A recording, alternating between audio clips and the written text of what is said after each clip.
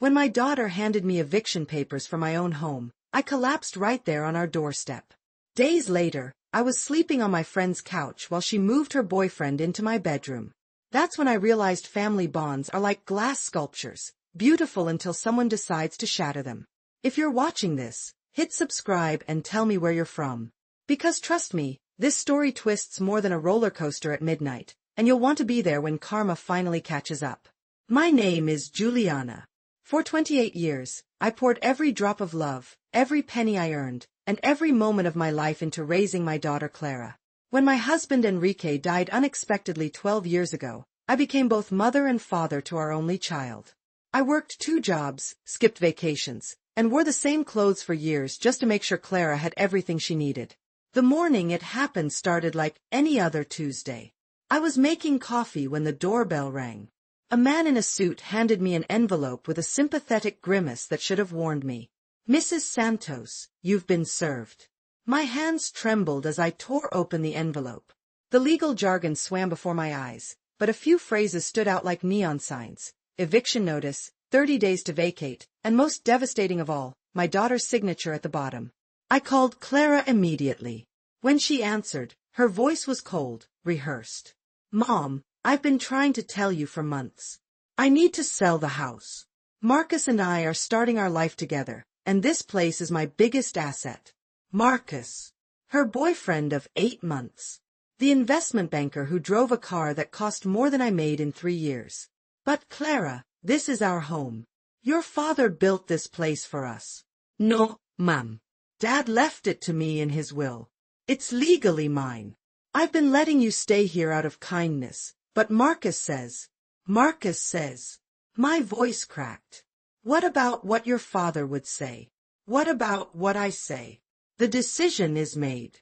My lawyer says you have 30 days. Script part separator, equals. She hung up.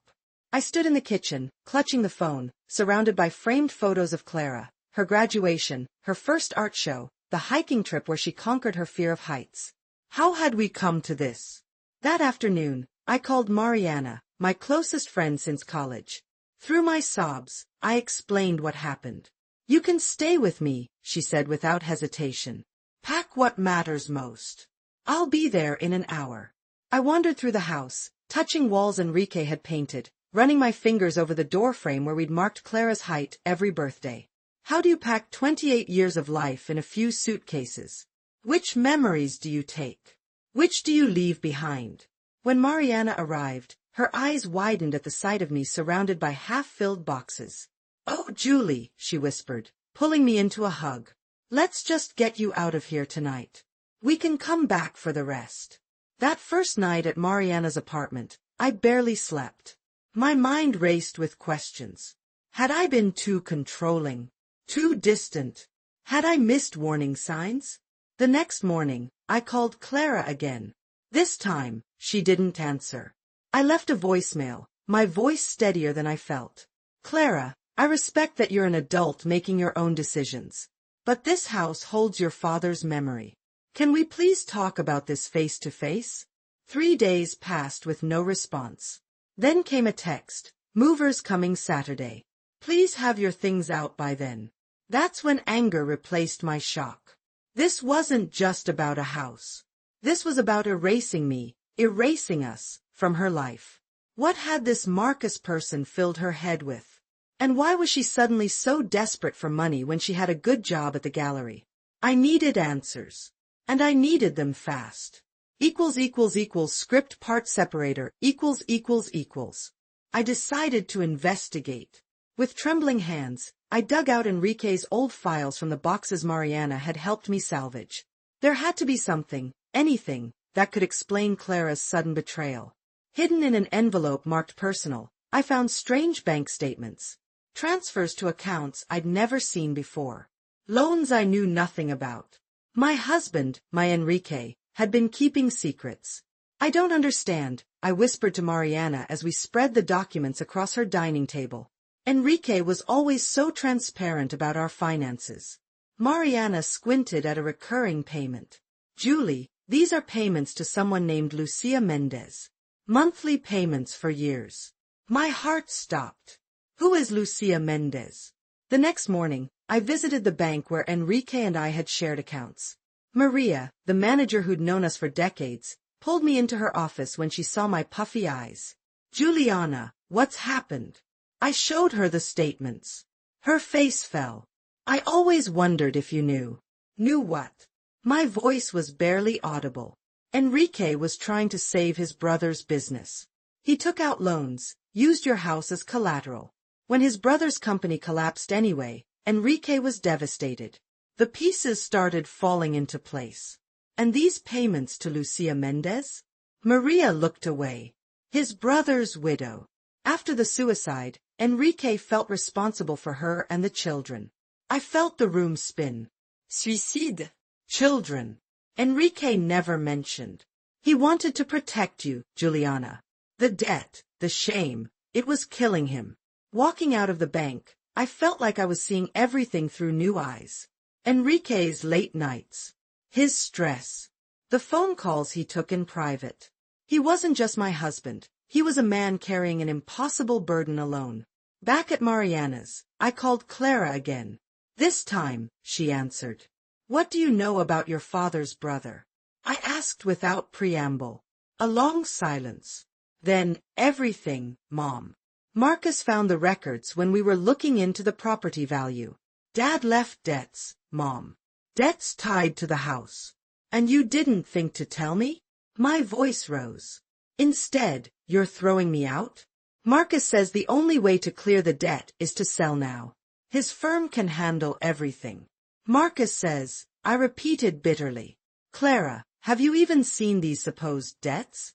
The actual paperwork. Her hesitation told me everything.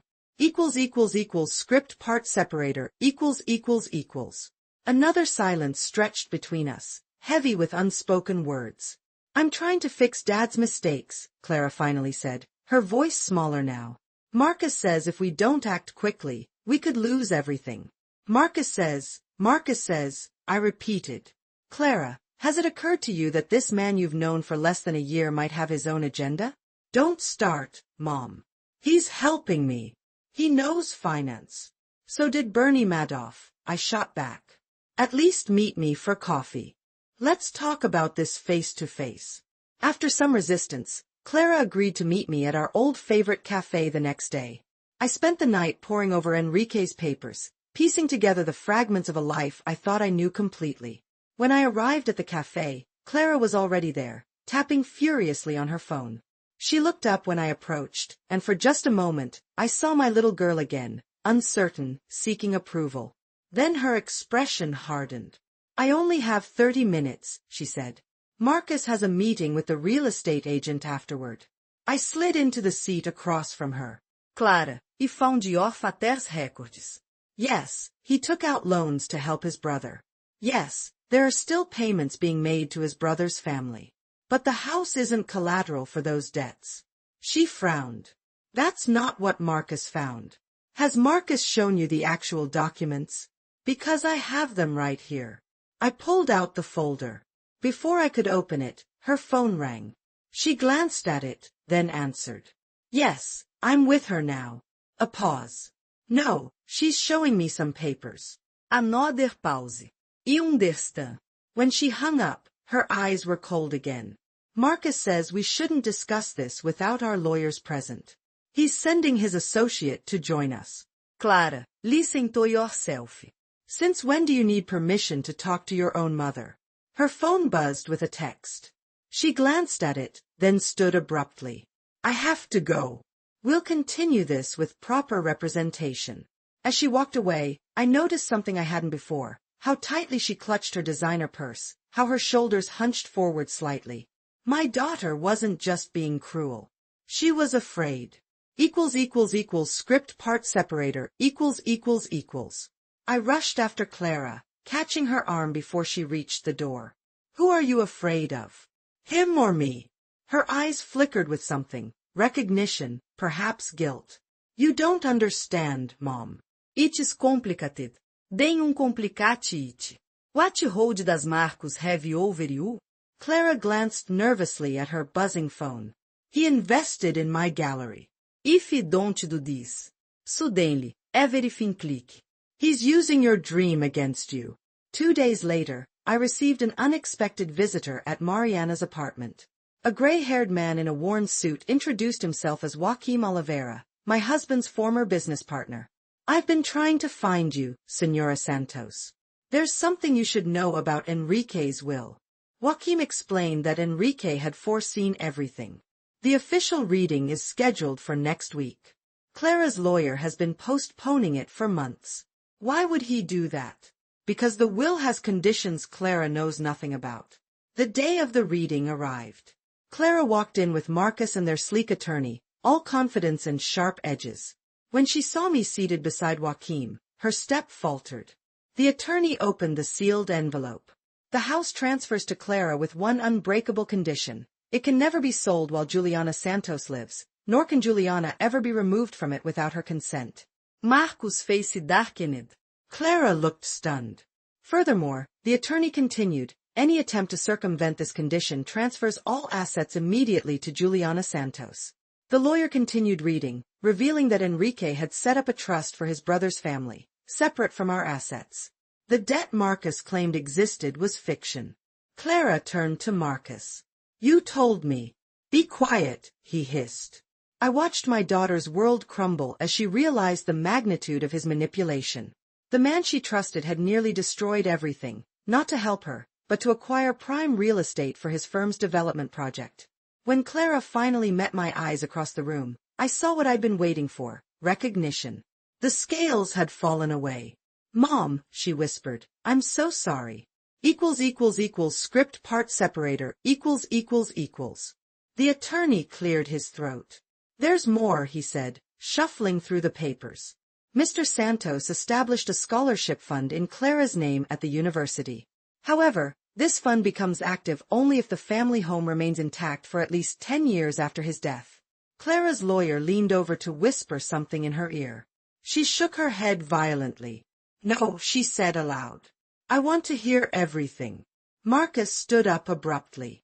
This is ridiculous. These conditions can't possibly be legally binding. The attorney, a thin man with kind eyes, looked at him coolly. I assure you, Mr. Oliveira, they are quite binding. Mr. Santos consulted with several experts to ensure these provisions would withstand any challenge. I watched as Marcus's face flushed red. He grabbed Clara's arm. We're leaving. Now. Clara yanked her arm away. Don't touch me. The room fell silent. In that moment, I saw my daughter become someone new, someone stronger. I think, Clara said slowly, that I need to speak with my mother. Alone. After everyone else had filed out, Clara and I sat facing each other in the suddenly empty conference room. Her mascara had left faint tracks down her cheeks. Did you know? She asked. About Dad's will. I shook my head. Not until Joaquim found me. Marcus told me Dad left nothing but debts. That the only way to salvage anything was to sell quickly, before creditors came after us. She laughed bitterly. He even had fake documents. The gallery investment. Alone. With the house as collateral. She covered her face with her hands. God, Mom, how could I have been so stupid? I moved to sit beside her, placing my hand on her back. We believe what we want to believe, especially when it comes from someone we trust. I trusted him more than you, she whispered. My own mother. I felt a knot form in my throat. Why? She looked up at me, her eyes red. Because he made me feel special. Important. Like Dad never had time for me, and you were always so perfect. So put together. I wanted to prove I could be successful too. Script part separator, I never saw myself as perfect, Clara. Far from it. I was just trying to hold everything together after your father died. She wiped her eyes. I know that now. When I saw those eviction papers, when Marcus prepared them, something felt wrong. But he kept saying it was the only way. The silence between us felt different now, fragile but hopeful, like ice beginning to thaw. I need to fix this, Mom. I need to make it right. The next morning, Clara called to tell me she'd broken things off with Marcus. His parting words were ominous. You'll regret this. Both of you will. I tried to dismiss it as the empty threat of a wounded ego, but something in his tone had Clara worried. He knows things, Mom. About the gallery finances. He could ruin me. We need a lawyer, I told her. A good one. Joaquim recommended his nephew, Eduardo, a shrewd attorney who specialized in financial fraud. After reviewing the documents Marcus had created and the loans he'd taken out in Clara's name, Eduardo's expression grew grave. This is more than deception, he explained. This is fraud. And if we can prove it, we can not only nullify these contracts but potentially bring criminal charges. The next few weeks were a whirlwind of legal meetings and financial forensics. Eduardo discovered that Marcus had been running a sophisticated scheme targeting heirs to valuable properties. Clara wasn't his first victim, just his most recent. A court date was set to nullify the fraudulent contracts. I moved back into our home, helping Clara sort through the financial mess Marcus had created. Slowly, we rebuilt not just her gallery's finances, but our relationship. Late nights with cups of tea turned into confessions, apologies, and eventually, laughter. The night before the court hearing, Clara and I sat on our old porch swing. "Do you think Dad knew something like this would happen?" she asked. "Is that why his will was so specific? Script part separator equals. Your father was always thinking ahead," I said softly. "He understood people in ways I never did." We were interrupted by the sound of breaking glass. Someone had thrown a brick through our living room window. Attached was a note, "Drop the lawsuit or worse will come." Clara's face went pale. We called the police immediately, but I could tell this was just the beginning of Marcus's retaliation. The next morning, we arrived at the courthouse to find Marcus waiting with a new lawyer, a shark in an expensive suit. The sight of him made my blood boil, but Clara squeezed my hand. "Stay calm, Mom. That's what he wants, to provoke us." The hearing began with Marcus's attorney painting Clara as an unstable, irresponsible business owner who was now trying to back out of legitimate agreements. When Eduardo presented the forensic accounting evidence showing how Marcus had systematically siphoned money from Clara's gallery, the judge leaned forward with interest. Then came the bombshell. Eduardo called his surprise witness, another of Marcus's victims, a young man who had lost his family home through the exact same scheme. Marcus's face turned ashen as his former victim described, in painful detail, how Marcus had gained his trust, manufactured debt, and eventually stripped him of his inheritance. During a recess, Marcus cornered Clara in the hallway. I saw them from a distance, his finger jabbing at her chest, her back against the wall. I ran toward them. "Get away from my daughter." Security separated us, but not before Marcus hissed, "This isn't over. I still have the original deed to your precious house." "Original deed?" Clara looked confused. Marcus smiled coldly. "Ask your mother about the safe deposit box." Script part separator equals. After the confrontation, Clara and I huddled with Eduardo in a small conference room. "What safe deposit box?" Clara's voice trembled. I felt the blood drain from my face. "Your father had one at First National. I haven't opened it since he died." Eduardo leaned forward. "We need whatever's in that box immediately. Court resumes in 40 minutes. We raced across town to the bank. The manager recognized me, but looked uncomfortable. "Mrs. Santos, there's been some activity with your husband's box recently." "That's impossible. I have the only key." She checked her records. "Someone accessed it 3 months ago with proper documentation." "That's when Marcus first started pushing me to sell," Clara whispered. After verifying my identity, the manager escorted us to the vault. When I opened the box, my heart sank. It was nearly empty. Just an envelope remained. Inside was a letter from Enrique, dated a week before his death, and a copy of the deed, not the original. "My dearest Juliana," I read aloud, hands shaking. "If you're reading this, something has gone wrong. I've made a duplicate of all important documents. The originals are with Joaquim. Trust no one else." I called Joaquim immediately. "Marcus claims he has our deed." "Impossible," Joachim replied. "I have the original in my safe. Enrique knew someone might come after the house someday." We rushed back to court with minutes to spare. When Marcus's lawyer smugly presented the original deed showing altered ownership terms, Eduardo smiled. Your Honor, we'd like to call Joaquim Oliveira to the stand. Joaquim entered carrying a weathered leather portfolio. When he produced the real deed with authentication certificates, Marcus lunged from his seat. That's forged, he shouted. The judge banged his gavel. Mr. Oliveira, control your client. He's not my client anymore, Marcus's lawyer announced, standing. I move to withdraw from this case immediately. Script part separator, By the end of the day, the judge had nullified all contracts between Clara and Marcus. Furthermore, he ordered a full investigation into Marcus's business practices. As we left the courthouse, Clara's shoulders finally relaxed. It's over, Mom. But it wasn't over. Not yet. 2 days later, we received a letter from the district attorney's office. Marcus had filed criminal charges against me, claiming I had forged Enrique's will and conspired with Joaquim to defraud Clara. I can't believe this, Clara fumed as she paced our living room. After everything he did to us. Eduardo remained calm when we called him. This is just harassment. He knows he can't win, but he wants to drain your resources and break your spirit. For the next month, we lived under a cloud of legal threats. Marcus's charges required me to attend depositions, submit financial records going back 15 years, and endure questioning about my relationship with Enrique.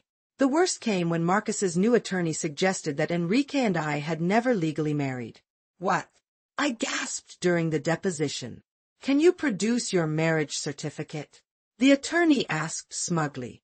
I looked at Eduardo, panic rising. It was in the safe deposit box. Eduardo raised his hand. My client will provide all necessary documentation. That night, Clara found me crying at the kitchen table, surrounded by old photo albums. We'll find it, Mom. Dad would have had copies. But what if he didn't? What if after all this, I lose everything because of a piece of paper? Clara took my hands in hers. Then we'll fight. Together. Like we should have from the beginning. The next morning brought unexpected salvation. A courier delivered a package from Portugal, from Enrique's hometown. Inside was a letter from his elderly aunt and a yellowed envelope. We heard about your troubles, the note read. Enrique sent me this for safekeeping years ago. He said someday you might need it. Inside was our original marriage certificate. Script part separator, I clutched the marriage certificate, feeling as though Enrique was reaching through time to protect me once more. He thought of everything, I whispered. Clara smiled through tears. He loved you so much, Mom. Armed with this crucial document, Eduardo filed a motion to dismiss Marcus's criminal claims. The district attorney's office agreed to a hearing the following week. The night before, there was another incident. Someone broke into Clara's gallery, destroying several paintings and spray painting Liar across the walls. The security cameras had been disabled. He's getting desperate, Eduardo said when we called him. This is good for us. He's creating evidence of harassment. The dismissal hearing was tense. Marcus sat with his new attorney, glaring at us from across the courtroom. When I presented the marriage certificate, his lawyer tried to claim it was forged. Your Honor, Eduardo countered, we've submitted verification from the Portuguese consulate confirming this document's authenticity. The judge reviewed the paperwork carefully. The criminal complaints against Mrs. Santos are dismissed with prejudice, he announced. Furthermore, I'm issuing a restraining order against Mr. Oliveira. He is to have no contact with either Mrs. Santos or Ms. Santos. Marcus stood abruptly. This is a mistake. They're the criminals. Sit down, Mr. Oliveira, the judge warned. Instead, Marcus pointed at Clara. You think you've won? Ask her about the gallery insurance. Ask her where that money really went. Clara went pale. Court officers escorted Marcus out as he continued shouting accusations. What was he talking about? I asked Clara as we left the courthouse. She wouldn't meet my eyes. Nothing. He's just trying to cause problems between us again. But I knew my daughter. Something in her reaction told me Marcus's wild accusations held a grain of truth. Script part separator, That night, I couldn't sleep. Marcus's accusations about insurance money kept replaying in my mind. At dawn, I made coffee and waited for Clara to wake up. When she finally emerged from her bedroom, her eyes widened at the sight of me sitting at the kitchen table.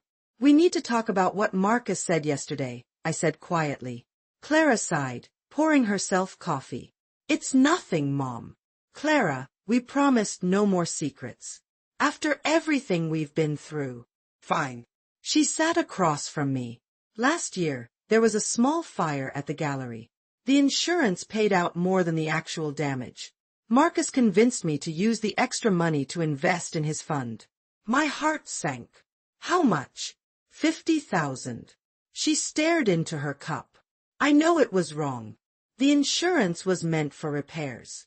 This could be serious, Clara. Insurance fraud." "I know." "I've been terrified he'd report me if I didn't cooperate with him." Her voice broke. "That's why I hesitated to fight back at first." I took her hand.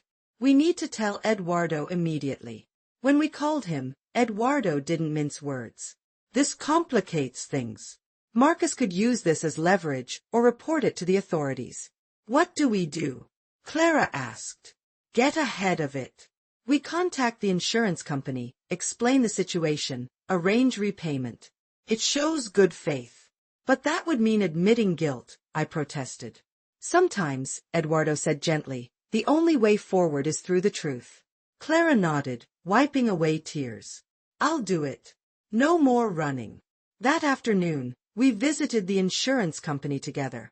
The claims manager listened to Clara's confession with a stone face. "This is a serious matter, Ms. Santos." "I understand," Clara said. "I'm prepared to repay the full amount with interest and accept whatever consequences come.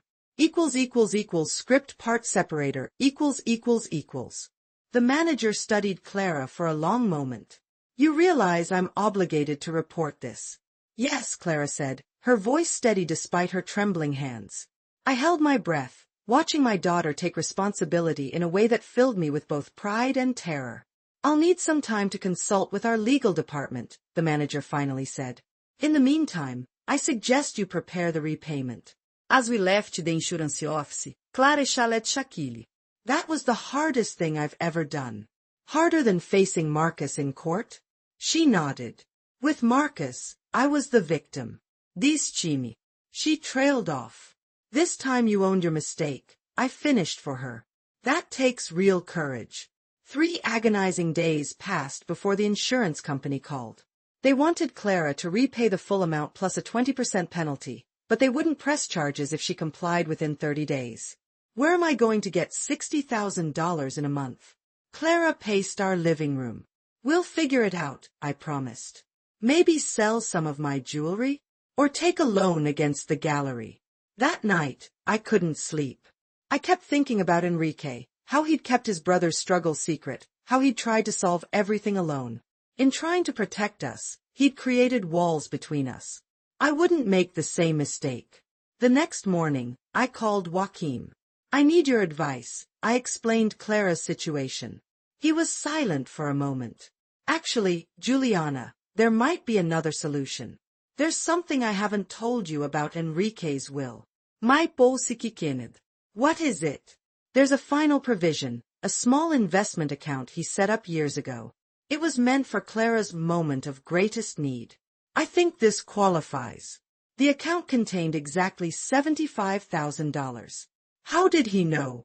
Clara whispered when I told her. "How did Dad know I'd need exactly this amount?" Script part separator, He didn't know the exact amount," I said, smiling through tears. "But he knew you'd face challenges someday. That's what parents do. We prepare for storms we hope will never come." With the insurance situation resolved, we finally began rebuilding our lives in earnest. Clara reopened her gallery with a new exhibition celebrating resilience. I returned to teaching part-time at the community college, something I'd abandoned during the chaos. 3 months later, we received news that Marcus had been arrested for financial fraud against multiple clients. His scheme had finally collapsed. As we sat on our porch that evening, watching the sunset paint the sky in brilliant oranges and pinks, Clara turned to me. "I keep thinking about how close I came to losing everything that matters. this house, my integrity, and most of all, you. I squeezed her hand. We all make mistakes, Clara. The measure of a person isn't in never falling, but in how they rise afterward. We've both risen, haven't we? She said softly. Like phoenixes, I agreed. A comfortable silence settled between us as darkness slowly claimed the yard. The same yard where Clara had taken her first steps, where Enrique had built a treehouse, where generations of memories had taken root. Do you think Dad would be proud of how we handled everything? Clara asked suddenly. I looked at my daughter, stronger now, tempered by fire and truth, and felt a certainty deep in my bones. He always was proud, Clara. But yes, I think he'd be especially proud of who you've become through all this. Who we've both become. She leaned her head on my shoulder, just as she used to do as a child. The circle was complete. We had lost our way, found our truth, and returned home, not just to this house, but to each other. And that, I realized, was Enrique's greatest legacy of all. Script part separator, She leaned her head on my shoulder, just as she used to do as a child. The circle was complete. We had lost our way, found our truth, and returned home, not just to this house, but to each other. And that, I realized, was Enrique's greatest legacy of all. As twilight settled around us, I realized some wounds never fully heal, but they do transform us. The house Enrique built sheltered not just our bodies, but the truth that had finally set us free. In the end, love was the only inheritance that truly mattered.